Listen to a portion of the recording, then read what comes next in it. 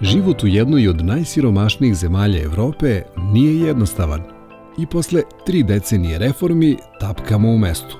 Svaki 4. građanin Srbije je u riziku od siromaštva, a skoro 5% stanovništva živi u apsolutnom siromaštvu. Uprkos tome, preduzimljivi ljudi u Srbiji pokušavaju da žive drugačije.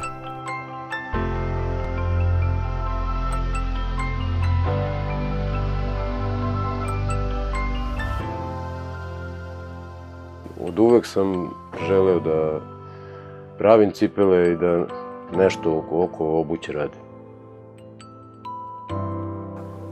Zanat sam učio kod jednog majstora beogradskog koji je radio u Gavrila Principa ulici, tu sam krenuo. On je dao neki oglas u tom trenutku, bio je na ivici egzistencije neki, dao je oglas da će da uči zanat nekog mladog čoveka koji za uzvrat sam platio neke troškove tu njegove koje je imao. I kod njega sam krenuo, on je radio pre toga u Nemačkoj.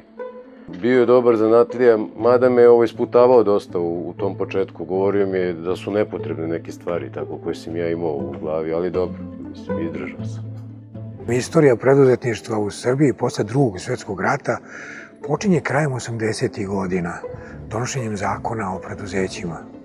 Svi taj zakon pogrešno povezuju sa Ante Markovićem. Taj zakon je donela vlada Branka Mikulića.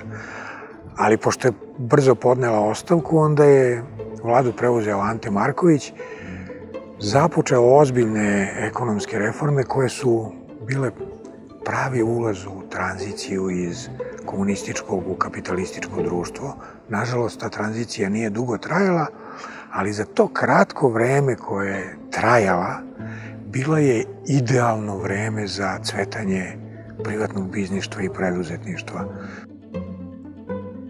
Svaki dan su ljudi sa minimalnom ušteđevinom koju su imali zaradom ili pozajmicom od familije, sakupljenim novcem unutar familije, započinjali biznise, svesni da mogu sutra i da propadnu, ali su osetili potrebu tržišta.